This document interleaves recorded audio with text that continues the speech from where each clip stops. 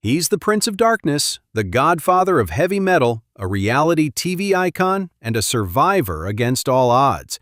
Ozzy Osbourne's life has been a whirlwind of fame, excess, and controversy. But beneath the wildman persona lies a story riddled with profound tragedy, a narrative of pain that has shaped the man and his music. This is the tragic history of Ozzy Osbourne. John Michael Osbourne, born in post-war Birmingham, England, entered a world of working-class struggle. His childhood was far from idyllic. He suffered from learning disabilities, including dyslexia, which made school a constant battle. But a darker secret haunted his early years. At the age of 11, Ozzy was repeatedly sexually abused by school bullies. He kept this trauma hidden for years, a festering wound that he says completely f***ed me up. This early trauma, coupled with a chaotic home life, set the stage for a life of turmoil. Music became his escape. In the late 1960s, he found his voice, literally, as the frontman for a new band called Black Sabbath.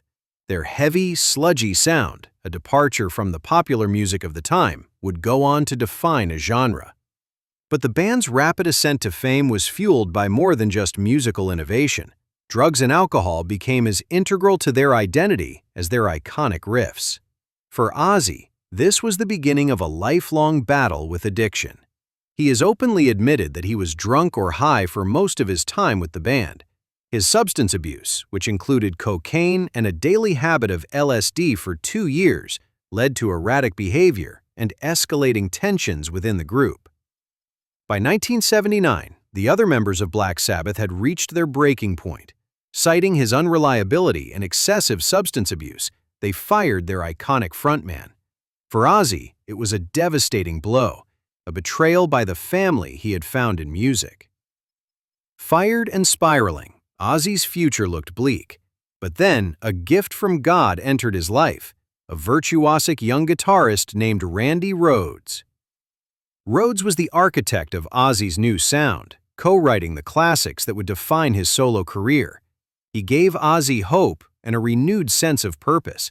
But this beacon of light was tragically extinguished on March 19, 1982. During a tour stop in Florida, the band's tour bus driver, who had an expired pilot's license, took Rhoads and the band's hairdresser on a joyride in a small plane. The plane buzzed the tour bus, clipping it on the third pass and spiraling into a fiery crash. All 3 people on board were killed instantly. Ozzy was asleep on the bus and woke up to the horrific scene. The loss of his friend and collaborator was a wound that would never fully heal, sending him into an even deeper spiral of depression and addiction. Ozzy's personal life was just as chaotic as his professional one. His first marriage to Thelma Riley was a casualty of his addictions and infidelity. He has admitted to being a terrible husband, often absent and unfaithful. The marriage ended in divorce in 1982. The same year he married his manager, Sharon Arden.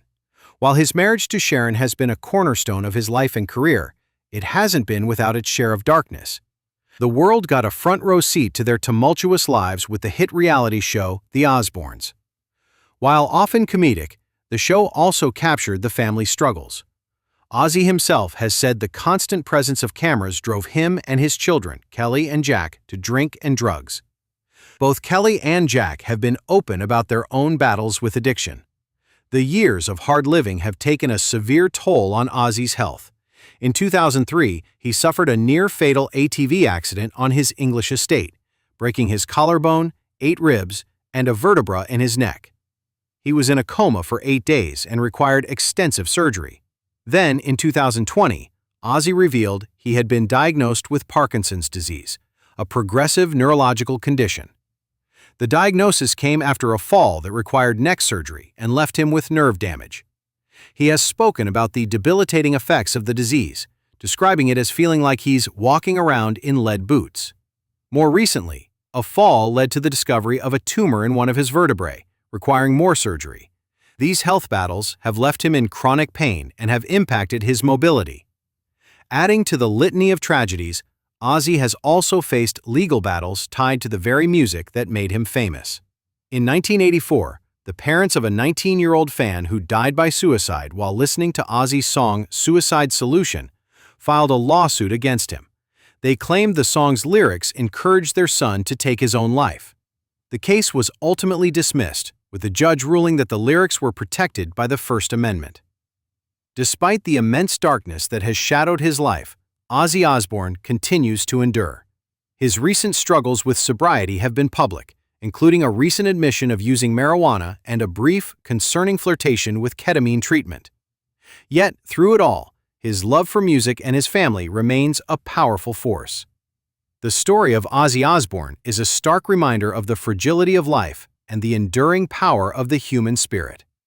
It's a tale of a man who has walked through fire, battled his demons in the public eye, and somehow, against all odds, is still standing.